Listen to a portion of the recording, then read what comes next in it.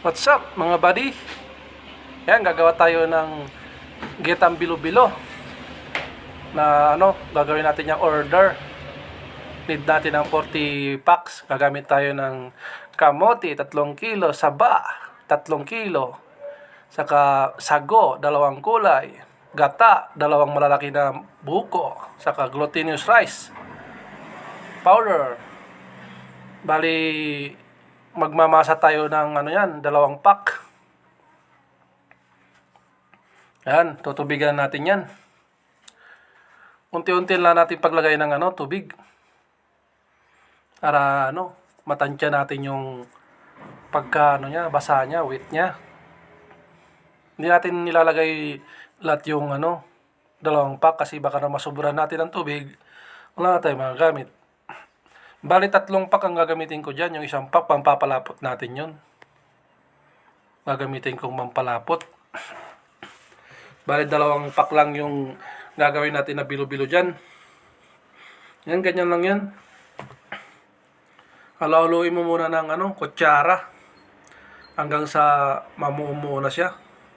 Yan. Ganyan na basa, tapos ilalagdag mo na yung tinira natin. Para control yung basa niya. Ganyan lang yan. Simple, kakamayin na natin yan. Hindi pwedeng kutsara lang yan. Kailangan kinakamay talaga yan. Wala na tayong RT-RT. Kailangan kamayin yan. Hindi pwede ng kutsara lang yan. Yan, dahil pwede na, saka tayo magbibilog-bilog dyan. Ganyan lang yung texture niya, kabasa.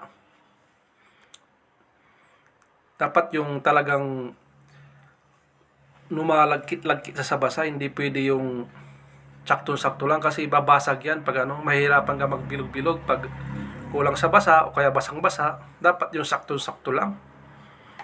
Yan, kuha ka ng maliit tapos i-roll mo ganyan. Ganyan mo lang. Tapos ibilog-bilog mo na. Yan, ganyan lang yan. Mabilis lang. Ganyan lang kadali. Paulit-ulit lang. Mikos-mikos mo lang yan. Pwede na yan. Yan, dahil marami yan. Papatulong tayo kay Mrs. Medyo matagal-tagal. Ganyan lang, bilog-bilog. Parang naglalaro lang ba? Yan, dahil nabilog na natin yung bilog-bilog. Yan, magtutunaw na tayo ng pampalapot natin yan. Ganyan lang yan. Para mamaya, ready na lahat. Yan, iniwa ko na rin yung kamuti sa kasaging. Di ko na pinakita yung paghiwa.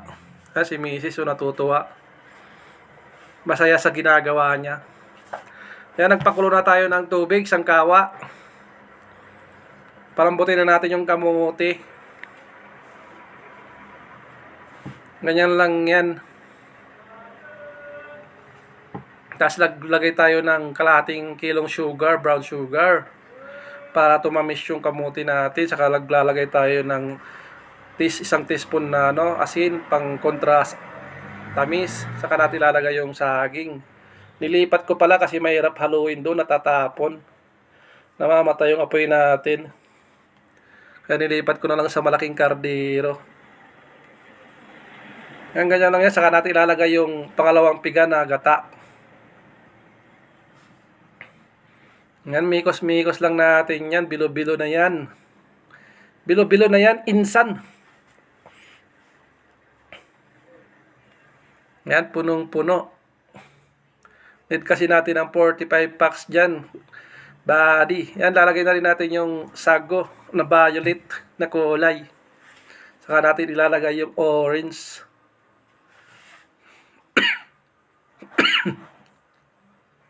Dalawang kulay kinuha ko para parang Christmas tree. Nakakatuwang tingnan. Ayan.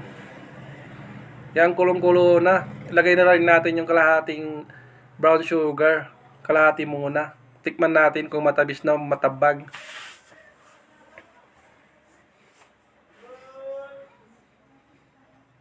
Yan dahil matabang, nilagay na natin yung buong kalahati. Saka natin ilalagay yung bilo-bilo dyan na binilog-bilog natin kanina na pinaglaruan natin.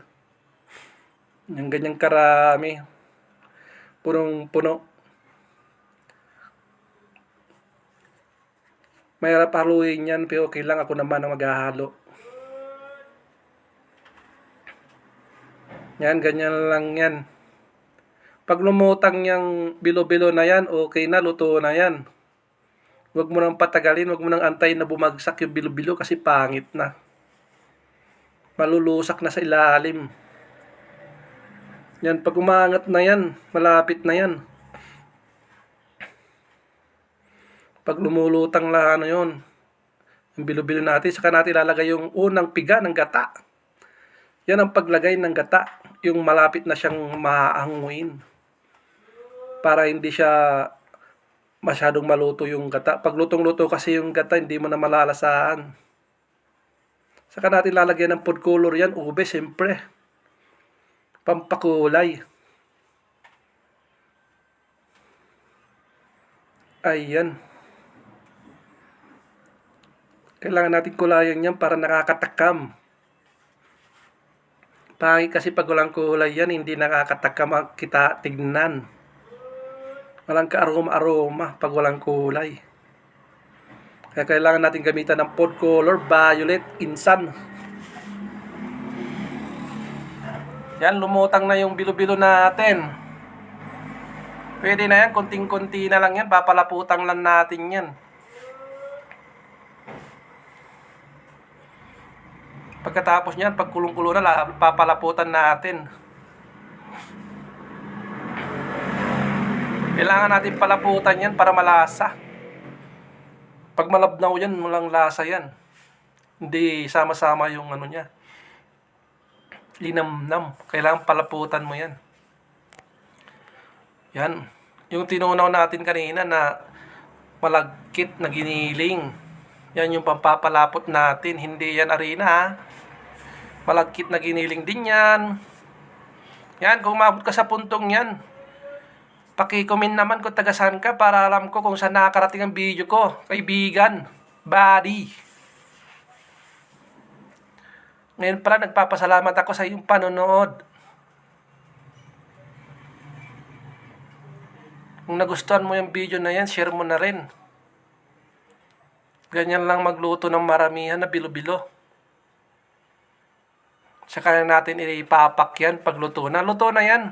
Lumutang na yung bilo-bilo natin. Huwag na natin masyadong i-over para hindi bumagsak yung bilo-bilo. Papangit yan. Yan. Ipaparcel na natin yan. Ganyan karami. Bali, order na po yan ng kaibigan natin dito sa Escol ng Baguio City, Quezon Hill Elementary. Mga nanay, mga magsusundo sa mga anak nila.